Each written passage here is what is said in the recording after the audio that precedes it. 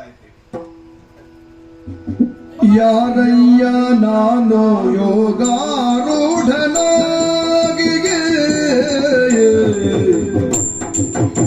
ಯಾರಯ್ಯ ನಾನು ಯೋಗಾರೂಢನಾಗಿಗೆ ಈ ರೀತಿ ಪ್ರಾರ್ಥನೆಗೈವ ಕಾರಣವೇನು ನಮ್ಮಿಂದ ಬೇಡೈ ನಿನ್ನ, ಕಾರಣವೇನು ನಮ್ಮಿಂದ ಬೇಡೈ ನಿನ್ನ, ಚಾರು ಭಕ್ತಿಗೆ ನಾ ಮೆಚ್ಚಿದೆನೋ.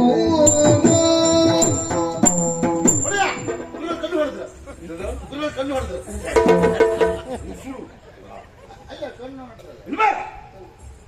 ಏನ್ ಹೇಳ್ತಾ ಇದ್ದೀನಿ? ಯಾರಾದ್ರೂ ಕಂಡ್ರೆ ಕೇಳಿದ್ರೆ ನಿನ್ ಪರಿಸ್ಥಿತಿ ಏನಾಗ್ಬಹುದು ಗೊತ್ತಾ? ಅವ್ರು ಕಣ್ಣು ಹೊಡೆದವ್ರು. ಕಣ್ಣು ಹೊಡೆದಲ್ವೋ, ಕಣ್ಣು ತೆರೆದರು.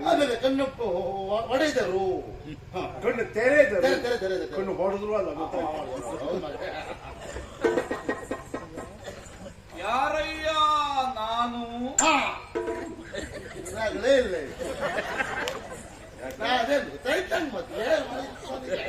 ನಾನು ಯಾವ ಭಾಷೆಯಲ್ಲಿ ಮಾತಾಡಲಿಲ್ಲ. ಈಗ ಗೊತ್ತಾಯ್ತು ಅವ್ರಿಗೆ ಯಾರಂತ ಅವ್ರಿಗೆ ಗೊತ್ತಿಲ್ಲ. ಯಾರಯ್ಯ ನಾನು, ಅವ್ರು ಎಲ್ಲಿಂದೋ ಬಂದು ಕೂದ ಹುಚ್ಚ ಸುಮ್ಮನೆ ಸಾಯಿ. ಯಾರಯ್ಯ ನಾನು, ಹೌದು, ಅಲ್ಲಿಗೆ ಅಲ್ಪ ವಿರಾಮ, ಮುಂದುಂಟು ಅಲ್ಪ ವಿರಾಮ. ಆ ವಾಕ್ಯ ಪೂರ್ತಿಯಾಗಿಲ್ಲ. ಯಾರಯ್ಯ ನಾನು ಯೋಗಾರೂಢನಾಗಿ ಕುಳಿತಿಹೆ. ಹೇಳಿದ್ಯಾ? ಕುಳಿತಂತಹ ಸಮಯದಲ್ಲಿ ಈ ಸ್ಮಶಾನದಲ್ಲಿ ಸಮಾಧಿ ಸ್ಥಿತಿಯಲ್ಲಿರುವ ನನ್ನನ್ನ ಮಾತನಾಡಿಸಲಿಕ್ಕೆ ಹೆಣಗಳಂತೆ ಬಂದಿರಲ್ಲ ನೀವು. ಬೇಕಿತ್ತ ನಮ್ಗೆ ಸುಮ್ಮನೆ ಹೋಗೋದು ಬಿಟ್ಕೊಳ್ಬೇಕಿತ್ತ. ನಾವು ಹೆಣಗಳಲ್ಲಿ ಹೆಣ ಆಗಿ ಕೂದದ್ದವ್ರು ಬಾಯ್, ನಮ್ಗೆ ಹೆಣಗಳು ಹೇಳ್ತಾ ಇದ್ದಾರೆ. ಅದಕ್ಕೆ ಅರ್ಥ ಬೇರೆ ಉಂಟು. ಅವರಿಗೆ ಎಲ್ಲರದು ಒಂದೇ, ಹೆಣವೂ ಒಂದೇ, ಜೀವಿತವೂ ಒಂದೇ, ಎಲ್ಲ ಒಂದೇ. ಯಾಕಂದ್ರೆ ಪ್ರಪಂಚದ ವ್ಯಾಮೋಹವೇ ಇಲ್ಲ. ಮತ್ತೆ ನಾವು ಈಶನನ್ನ ಕಾಣುವುದಕ್ಕೆ ಹೋಗುವುದಿಲ್ಲಿಗೆ ಸ್ಮಶಾನಕ್ಕೆ. ಹೌದು, ಇವರು ನಮಗೆ ಪರಮೇಶ್ವರನಿಗೆ ಸಮಾನರು. ಅಲ್ಲಿಂದ ಸ್ಮಶಾನವೇ ಇದು. ಮಂಜುನಾಥ, ಮಂಜುನಾಥೇಶ್ವರ ಬರಿದೇ ಬಂದದ್ದಲ್ಲ, ತಲೆಯ ಮೇಲೆ ಮಣ್ಣಿನ ಹೆಂಟೆಯನ್ನು ಹೊತ್ತು ಬಂದಿದ್ದಾನೆ. ಅವಸ್ಥೆ ಯಾರಿಗೂ ಬೇಡ ಮಾಡಿ, ನಂಗೆ ಬಹಳ ಬೇಸರ ಆಗ್ತದೆ. ಎಷ್ಟು ವರ್ಷ ಆಯ್ತು ಒತ್ತಡ ಕಲ್ತಿದ್ರು, ಯಾರು ಇದೇ ಪ್ರಥಮ ನನಗೆ ಹೇಳ್ತಾ. ನನಗೂ ಬೇಸರ ಆಗಿದೆ. ಅವ್ರು ಮತ್ತೆ ಒಳ್ಳೆ ಇದೀನಿಗೆ ಹಣದ ವ್ಯಾಮೋಹ ಇಲ್ಲ, ಯಾರಿಗೆ ಹೆಣ್ಣಿನ ವ್ಯಾಮೋಹ ಇಲ್ಲ, ಭೂಮಿಯ ವ್ಯಾಮೋಹ ಇಲ್ಲ. ಅಂತಹ ನಿನಗೆ ಮಣ್ಣು ಒಂದೇ ಹೆಣ್ಣು ಒಂದೇ ಅಲ್ವಾ? ಹಾಗೆ ಹೇಳಿದ್ದು. ಅಂದ್ರೆ ಅವರಿಗೆ ಇದು ಯಾವ ಅಪೇಕ್ಷೆಯೂ ಇಲ್ಲ. ಬಂಗಾರ ಕಂಡ್ರೆ ಮಣ್ಣು ಕಂಡಗೆ ಅಷ್ಟೇ. ಬಂಗಾರವೂ ಒಂದೇ, ಮಣ್ಣು ಒಂದೇ. ಅಂದ್ರೆ ಗೋಮಯ ಒಂದೇ, ಪಾಯಸ ಒಂದೇ. ನಾವು ಬಯಸುವುದು 1001.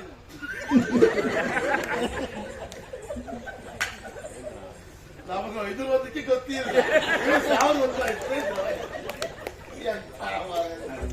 ಸರಿ ಮಾಡುದೇ ಅಲ್ಲ. ಕೇಳಿ ತಾವು ಗೊತ್ತು ಹೇಳಿದ್ದೇನು? ಏನು ಸಾವು ಇರ್ತು ಅಂತಂದ್ರೆ ಅಲ್ಲ, ಸಾವು ಇರದ ಒಂದು. ಸಾವು ಇರದ ಒಂದು ಅಂದ್ರೆ ಮೋಕ್ಷ. ನಾವು ಕಾಂತಾರಹಿತರು, ಕಾಂತಾರಹಿತರು. ಇವರು ಕಾಂತ ರಹಿತರಂತೆ. ಅಂದ್ರೆ ಕಾಂತಿಯನ್ನು ಬಿಟ್ಟು ಬಂದವರು. ಮತ್ತೆ ಕಾಂತರ ಸುದ್ದಿ ಹೇಳ್ತಾರಪ್ಪ ಅವರು. ಕಾಂತಾರಹಿತರು, ಕಾಂತಾರಹಿತರು ಏನದ್ರ ಅರ್ಥ? ಎರಡು ಒಂದೇ ಅರ್ಥ. ಕಾಂತರಹಿತರು ಕಾಂತರ ಎರಡು ಒಂದೇ ಅಲ್ಲ ಅಲ್ವಾ? ಕಾಂತಾರಹಿತರು ಅಂದ್ರೆ ಹೆಂಡತಿ ಮಕ್ಕಳು ಇಲ್ಲ. ಇಲ್ಲ. ಕಾಂತಾರಹಿತರು ಅಂದ್ರೆ ಕಾಡು ಹಿತವಾದ, ಕಾಂತಾರ ಅಂದ್ರೆ ಕಾಡು, ಕಾಡು ಹಿತವಾದವರು, ಕಾಡನ್ನೇ ಬಯಸ್ತಾ ಇದ್ದಾರೆ. ನಾವು ಮೂರನ್ನು ಬಿಟ್ಟವರು. ಮಾನ ಬದಿ ಮೂರು ಇಲ್ಲ. ನಿನ್ನ ಲೆಕ್ಕ ಮಾನ ಮರ್ಯಾದೆ ಅಂದ್ರೆ ಎಂತ? ಅದೇ ಹೇಳಿದ್ರಲ್ಲ, ಮೂರು ಬಿಟ್ಟವರು ಮಾನ ಅಂದ್ರೆ ಅಳತೆ ಅಂತ ಅರ್ಥ. ಅಳತೆ.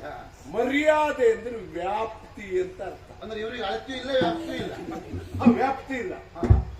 ಮತ್ತು ಆಮೇಲೆ ಅಲ್ಲ, ಅದು ಎರಡು ಹಾ ಅವರು ಹಾ ಅವರಿಗೆ ಅದು ನಿಲುಕಲಾರದು. ಅದು ಬೇಕಂತಿಲ್ಲ, ಸಿಗುದಿಲ್ಲ. ಅವರ ಹಾ. ಅಳತೆ ಹಾ. ನಮ್ಗೆ ಸಿಗಲಾರದು. ಅಳತೆ ದೊಡ್ಡದವರು, ವ್ಯಾಪ್ತಿ ವ್ಯಾಪ್ತಿ ದೊಡ್ಡದು.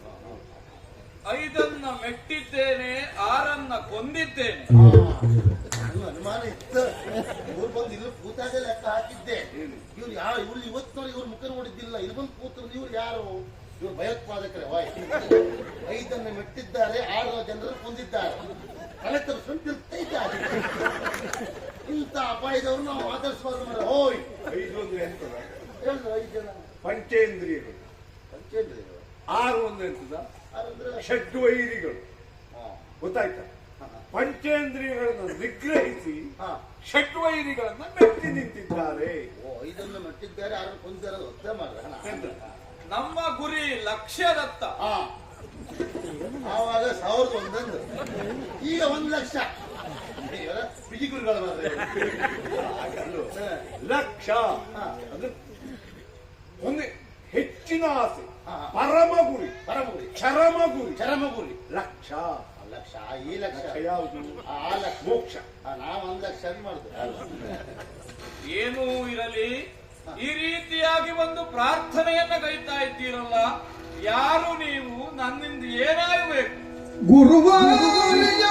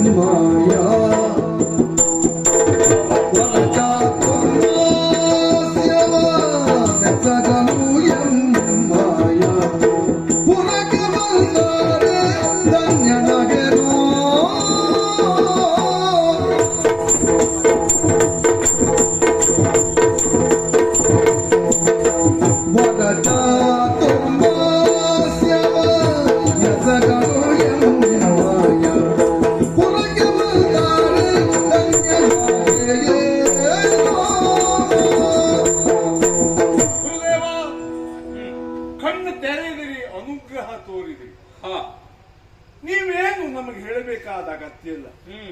ನಮ್ಮ ಅಳತೆಗೆ ಸಿಗುವವರು ಅಲ್ಲ ನೀವು. ಆದರೆ ತಾಪಸಗಳಾದ ತಾವು, ಸ್ವಾಮಿಗಳಾದ ತಾವು, ಜಗದ್ವಂದ್ಯರಾದ ತಾವು ಚಾತುರ್ಮಾಸ ಆಚರಣೆ ಮಾಡ್ತೀರಲ್ಲ, ಆ ಚಾತುರ್ಮಾಸವನ್ನು ಈ ಸಾರಿ ದ್ವಾರಕಾ ನಗರದಲ್ಲಿಯೇ ಮಾಡಬೇಕು. ಯಾಕೆ? ನಗರದ ಎಲ್ಲ ಜನರು ಪವಿತ್ರರಾಗಲಿ, ಮಾಡಿದ ಪಾಪ ದೋಷಗಳಂತೆಯೇ ಪರಿಹಾರವಾಗಲಿ. ಅದಕ್ಕಾಗಿ ನಮ್ಮ ನಗರಕ್ಕೆ ಬರಬೇಕು. ಸಕಲವಾನುರ ಬಿಟ್ಟು ಗೌಹರಗಿರಿವನ, ಸಕಲವಾನುರ ಬಿಟ್ಟು ಗೌಹರಗಿರಿವನ, ನಿಖರದೊಳಿಗಯತಿಗಳಿಗೆ ಸುಕರ ಪಟ್ಟಣ ಗ್ರಾಮ ಗಗವಾಸವೆ ಮಗೆ, ಸುಕರ ಪಟ್ಟಣ ಗ್ರಾಮ ಗಗವಾಸವೆ ಮಗೆ, ಮಾಧಕ ವೈದ್ಯದ ಕವನ ಧರಿಸಿ. ಅಯ್ಯ, ನಿನ್ನದ್ದಾದಂತಹ ಆಸೆ ಸರಿಯಾದದ್ದು ಹೌದು. ಆದರೆ ಆ ಆಸೆಯನ್ನು ನಡೆಸುವಲ್ಲಿ ನಾವು ಯೋಚನೆ ಮಾಡಬೇಕಾಗುತ್ತದೆ. ಏನು? ಸಕಲವನ್ನು ಬಿಟ್ಟು ಬೆಟ್ಟದಲ್ಲಿಯೋ ಕಾಡಿನಲ್ಲಿಯೋ ಅಲ್ಲ ಮಹಾ ಪರ್ವತದಲ್ಲಿಯೋ ತಪಸ್ಸನ್ನ ಕೈತಾ ಲೋಕ ಕಲ್ಯಾಣಕ್ಕಾಗಿ ದುಡಿಯುತ್ತಾ ಇರುವವರು ನಾವು. ಅಂಥವರು ನಿನ್ನದ್ದಾದಂತಹ ಪಟ್ಟಣಕ್ಕೆ ಬಂದು ಆ ಪಟ್ಟಣದ ಸುಖದ ವಾಸ ನಮಗೆ ಯಾಕೆ? ಹಾಗಾಗಿ ಬರುವುದಿಲ್ಲ ಅಂತ ಅಲ್ಲ, ಇಲ್ಲಿಂದಲೇ ಅನುಗ್ರಹ ಉಂಟು. ಆಗಲ್ಲ. ಹ ಕ್ಷಮೆ ಕೇಳಿ ಹೇಳ್ತೇನೆ, ಹ ತಾವು ನಮ್ಗೆ ಅನ್ಯಾಯ ಮಾಡಿದಾಗ ಆಗುದಿಲ್ಲ. ಯಾಕೆ? ಚಾತುರ್ಮಾಸ ಆಗಲೇಬೇಕು. ಅದಕ್ಕೆ ಹ ಜನನಿಬಿಡ ಪ್ರದೇಶ ನಮಗಾಗುವುದಿಲ್ಲ. ಹೌದು. ಆ ವ್ಯವಸ್ಥೆ ನಾ ಮಾಡ್ತೇನೆ.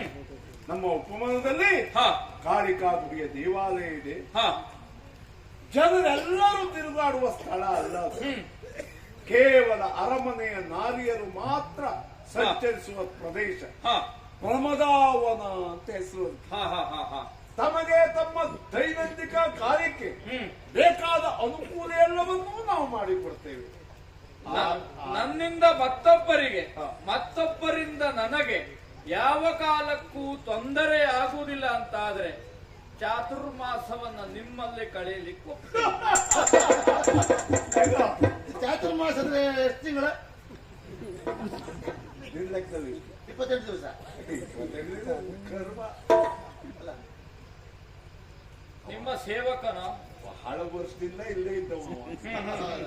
ಬಹಳ ವರ್ಷದಿಂದ ಇಲ್ಲೇ ಇದ್ದವ ಅವ. ಆಗ ಸ್ವಲ್ಪ ಸಲುಗೆ ಇತ್ತು. ಹ ಇವನ ಭೂತಕಾಲವನ್ನು ನೆನಪಿಸಿಕೊಂಡ್ರೆ ಯಾವುದೋ ವಾದ್ಯವನ್ನು ಬಾರಿಸುವವನ ಹಾಗಿದ್ದಾನೆ. ಇರ್ಬೋದು ಇರ್ಬೋದು ಇರ್ಬೋದು. ಹಾಗಾಗಿ ಸಿದ್ಧತೆ ಆಗುತ್ತದಲ್ಲ. ಹೌದು. ಇವರು ಬಹುಶಃ ಪೂಜೆ ಪುರೋಹಿತಿ ಮಾಡಿ ಮಾಡಿ ಇದ್ಪದದ್ದು ಬರುವುದಿಲ್ಲ. ಅಭ್ಯಾಸ ಮಾಡಿ ಮಾಡಿ ಮಾತ್ರ ಬದುಕಿನಲ್ಲಿ ವಿರಕ್ತಿ ಹುಟ್ಟುವಾಗ ಇಂತಹ ಕಾಲವೇ ಅಂತಿರು. ಮದುವೆಯಾಗಿ ಮಕ್ಕಳಾದವರು ಸನ್ಯಾಸಿ ಆದವರು ಇದ್ದಾರೆ. ಹಾಗಾದ್ರೆ ಇವರು ಪುರೋಹಿತಿ ಮಾಡಿ ಮಾನಸಿಕವಾಗಿ ಇದೆ. ನಿನಗೇನಾದ್ರು ಒಂದು ಅವಕಾಶ ಕೊಡ್ಬೋದು, ನನ್ನ ಬಾಯಿ ಮುಚ್ಚಿಸ್ತೀಯ. ಇಲ್ಲ ಇಲ್ಲ. ಹಾಗಾದ್ರೆ ತಾವು ಬರುವುದಕ್ಕೆ ಸಿದ್ಧರಿದ್ದೀವಿ. ಸುಮುಹೂರ್ತ ಸಮೀಪಿಸ್ತಾ ಉಂಟು. ಒಡೆಯ ಬರುವಾಗಲೇ ನಾನು ಬಂಗಾರದ ಪಲ್ಲಕ್ಕೆ ತೆಗೆದುಕೊಂಡು ಬಂದಿದ್ದೇನೆ. ಹೌದೌದೌದು. ಈಗ ಅದು ನಾಲ್ಕು ಜನ ಅಂತ ಬರ್ಲಿಕ್ಕೆ ಬರ್ಲಿಕ್ಕೆ 4 ಜನ ಯಾರು? ನಾಲ್ಕು ಜನ ಬೇಕಲ್ಲ. ಹೇ! ಮುಂದೆ ನಾನೇ ಹೆಗಲು ಕೊಡ್ತೇನೆ. ಒಂದು ನೀವು ಹೇಗೆ ಕೊಡ್ತೀವಿ ಮಾರ್ರೆ, ಹಿಂದೆ ಯಾರ? ಹಿಂದೆ ನೀನು. ಅಪ್ಪ ಅಮ್ಮ ಇದ್ರೆ ಹೋಗ್ಬೋದಾ? ಇದ್ದವರು ಹೆಣ ಹೋರ್ಬಾರ್ದು, ಗುರುಗಳ ಪಲ್ಲಕ್ಕೆ ಹೊರಬೋದು. ಗೊತ್ತಾಯ್ತು? ಓ, ಇದು ಹೆಣ ಅಲ್ಲ.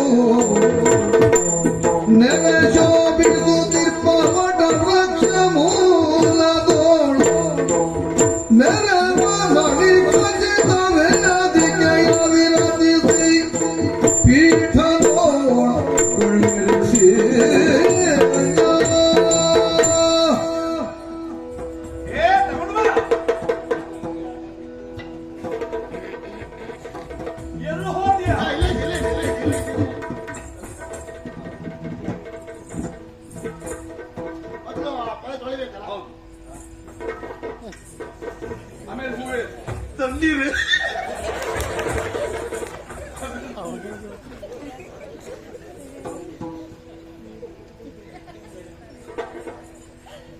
ಪಾದ ಪೂಜೆ ಒಂದೇ ಆದದ್ದಕ್ಕೆ ಒಳ್ಳೇದಾಯ್ತು. ನಾನು ಮಾತ್ರ ಕಷ್ಟವೇ ಆಗಿದೆ. ನೀವು ಬೇಕು ಅಂದ್ರೆ ಹೇಳಿ, ನಾನು ಪೂಜೆ ಮಾಡ್ಬಿಡ್ತೆ.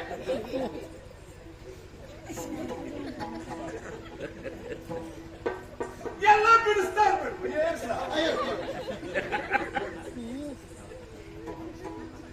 ಆಯ್ತಾ?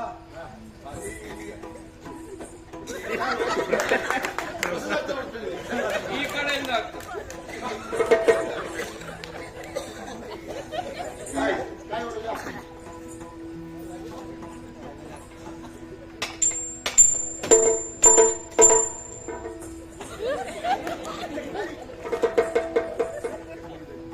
ಗೋಟ್ ಅಂತ ನೀರೇ ಇಲ್ಲ.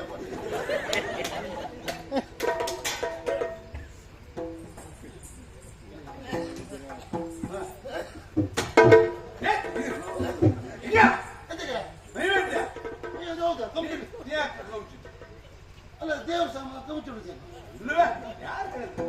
ಹೀಗೆ ಇಡುದೇ ಹಂಗಂತ ಇಡುದ ಊರ್ಗಟ್ಟಿ. ಚರಣ ಪೂಜೆಯ ಗೈದು ಮಂಗಳಾರತಿ ಎತ್ತಿ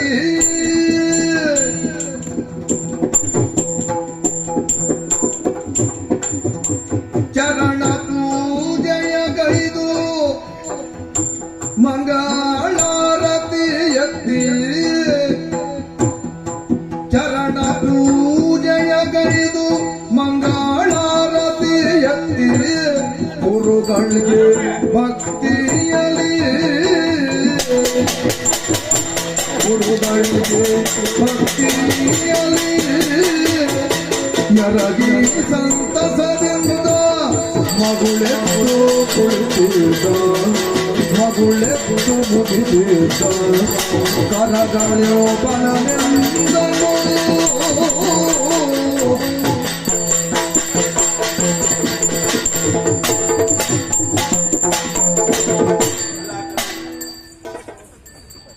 ಸಣ್ಣ ಕೊಡು.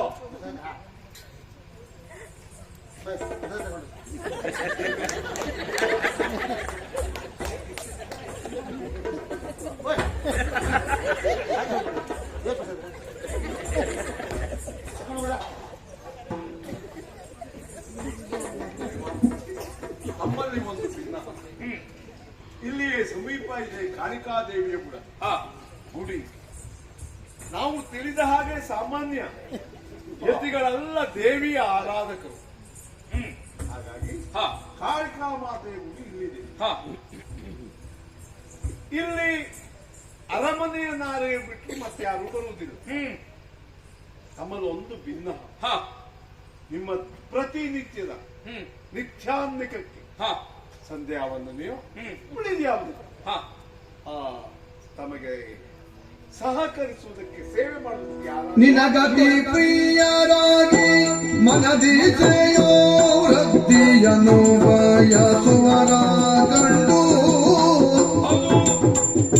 ವಿನಯದೊಳೆಂಬ ಸೇವೆಗೆ ನೀಡಲವರಿಗೆ ಮನದಿಷ್ಟ ಆಗುವುದೆಂದರು. ರಾಜನ್, ನೀನು ಕೇಳಿದ ಹಾಗೆ ಸೇವೆಗೆ ಯಾರಾದೀತು ಒಂದೇ ವಾಕ್ಯದಲ್ಲಿ ಹೇಳ್ತೇನೆ. ನಿನಗತಿ ಪ್ರಿಯರಾಗಿ ಮನದಿ ಶ್ರೇಯೋಭಿವೃದ್ಧಿಯನ್ನ ಯಾರಿಗಾಗಿ ಬಯಸ್ತೀಯೋ ಅವರನ್ನ ನನ್ನ ಸೇವೆಗೆ ನಿಯೋಜಿಸಿದೆ ಅಂತಾದರೆ ಅವರ ಮನದಿಷ್ಟಾರ್ಥ ಎನ್ನುವುದು ಸಿದ್ಧಿಸ್ತದೆ. ಸಮೀಪದಲ್ಲಿಯೇ ತಿಳಿದಿದ್ದ ಸರೋವರ ಸ್ನಾನವನ್ನು ಪೂರೈಸಿ ಆದೀತು. ನಿನ್ನ ಮಠ ಮಠ ಮಠ ಮಠ ಅಂದ್ರ ಇಲ್ಲ ಒಂದೇ ವಾಕ್ಯ ಎಂತಂತ ಕಿವುಡ್ನ ನಂದಿದ್ರು. ಈಗ ಹೇಳಿದ್ದ ಏನಂದ್ರು? ನಿನಗತಿ ಪ್ರಿಯರಾಗಿ ಮನದಿ ಶ್ರೇಯೋಭಿವೃದ್ಧಿಯನ್ನ ಬಯಸುವವ್ರನ್ನ ತಂದಿಡು ಒಂದು. ಹೌದು ಹುಡುಕಿದಷ್ಟು ಅರ್ಥ ಅದರಲ್ಲಿ, ಹೌದೌದು ಬಗೆದಷ್ಟು ಅರ್ಥ. ಭಾಗದಲ್ಲಿಯೂ ಅರ್ಥ ಉಂಟು. ಯಾರಾದಿತ್ತ? ನಿಮಗತಿ ಪ್ರಿಯವಾದವರು ಹೌದು. ನಿಮ್ಮ ಶ್ರೇಯೋಭಿ ಬಯಸುವವರು ಅವರು ನನ್ನ ಅಲ್ಲ. ಅವ್ರ ಬಗ್ಗೆ ಹೌದು. ನೀವು ನಿಮ್ಮ ಬಗ್ಗೆ ಯಾರಿದ್ದಾರೆ? ಈಗ ನಿಮಗತಿ ಪ್ರಿಯವಾದವರು ನಾನಪ್ಪ, ಮತ್ತೆ ಯಾರಿದ್ದಾರೆ? ಅಲ್ಲ, ಪೂರ್ತಿ ಅಲ್ಲಗಳಿರ್ಲಿಕ್ಕೆ ಆಗುದಿಲ್ಲ. ನನ್ನ ಹತ್ರ ನಿನ್ ಬಿಟ್ಟಿರ್ಲಿಕ್ಕೆ ಆಗುದಿಲ್ಲ. ಮತ್ತೆ ನಿಮ್ಗೆ ಗೊತ್ತುಂಟು. ಆದ್ರೂ ಒಂದು ಮಹಾರಾಯ ಹೇಳಿ ಒಡೆಯ ಮನದಿ ಶ್ರೇಯೋಭಿವೃದ್ಧಿ ಬಯಸ್ತವ್ರು. ನಿನಗೆ ಏನು ಇನ್ನು ಶ್ರೇಯೋಭಿವೃದ್ಧಿ ಉಂಟಪ್ಪ? ಅದೇ. ಮನೆ ಬೇಕು ಒಂದೇ ಅಮಾಯ ಮಾಡ್ಕೊಟ್ಟಿದ್ದೀನಿ. ಕಟ್ಸ್ಕೊಡ್ತೇನೆ. ಹೌದು. ಮದುವೆ ಆಗ್ಬೇಕು ಒಂದೇ ಮಾಡಿಸಿದೆ. ಹೌದು. ಇನ್ನು ಎಂತದ? ಮಕ್ಕಳಾಗಿಲ್ಲ ಮರ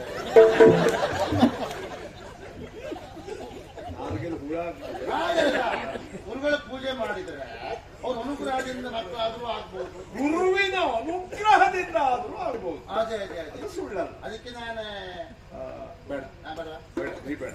ಯಾಕೆ ಬೇಡ? ಯಾಕೆ? ನೀ ಬಿಟ್ರೆ ನನ್ಗೆ ಯಾರ ಗತಿ? ನಾನು ನಿಮ್ಗೆ ಆಗುದೇ ಇಲ್ಲ. ನನಗೆ ಒಮ್ಮೊಮ್ಮೆ ಅನ್ಸುದು, ಹ ಈ ಮನುಷ್ಯರಲ್ಲ ಮಂಗನಂತೆ ವರ್ತಿಸುವುದು ನೋಡಿದ್ರೆ ಹ ಈ ಕಿರೀಟ ಕಳಚಿಟ್ಟು ಹೋಗಿ ಗುರುಗಳ ಸೇವೆ ಮಾಡಿಬಿಡೋಣ ಅನಿಸ್ತದೆ. ಇರಪ್ಪ, ನೀವು ಮಾತ್ರ ಯಾವ ಕಾಲಕ್ಕೂ ಕಿರೀಟವನ್ನು ಕಳಿಸ್ಬೇಡಿ. ನೀವು ಗಟ್ಟಿ ಇರುವವರೇ ಕಿರೀಟ ಕಟ್ಲೇಬೇಕು. ನೀವು ಏನು ಮಾಡುದು ಬೇಡ, ಬಂದು ವರ್ಷ ಅದೇ ಮಹಾರಾಯ. ಸರಿ, ಅಷ್ಟು ಸುಲಭದಲ್ಲಿ ಬಿಡ್ಲಿಕ್ಕೆ ಆಗುದಿಲ್ಲ. ಮತ್ತೆ ಈ ಪೀಠ ಅಲ್ಲವ ಹೇಳಿದ ಸುಲಭದಲ್ಲಿ ಬಿಡ್ಲಿಕ್ಕೆ ಆಗುದಿಲ್ಲ. ನೀವು ಬಿಡುವಿತ್ತು ನನ್ನ ಕಾರ್ಯಕ್ರಮ ಆದ್ಮೇಲೆ ಬಿಡಿ. ಅದೆಲ್ಲ ನಾ ಹೇಳುದು. ಹಾಗಾದ್ರೆ ಯಾರಾದೀತು? ಯಾರಾಗ್ಬಹುದು? ತಂದೆ ತಂದೆ ತಾಯಿ ಆಗ್ಬಹುದಾ? ಅಪ್ಪಯ್ಯಮ್ಮ ಅವರು ಹಾ, ನಮಗೆ ಪ್ರಿಯರು ಹೌದು. ಹೌದು. ಶ್ರೇಯೋಭಿವೃದ್ಧಿ ಇನ್ನೇನಲ್ಲ, ಹಾ, ಅದರ ಪ್ರಿಯರು. ಅದರ ಜೊತೆಗೆ ನಮಗೆ ಪೂಜ್ಯರು. ಅವ್ರ ಪೂಜ್ಯರು. ಅವ್ರ ವಯಸ್ಸಿಗೆ ಹಾ, ಅವ್ರ ಸೇವೆಗೆ ಯಾರಾದ್ರೂ ಬೇಕು ಮತ್ತವ್ರನ್ನ ಸೇವೆ ಕಳಿಸುವುದಾ? ಅಲ್ವಾ? ಅದು ಸರಿ ಆಗುದಿಲ್ಲ. ಹಾಗಾದ್ರೆ ಇವ್ರಾಗ್ಬಹುದಾ? ಯಾರು? ನಿಮ್ ತಮ್ಮ.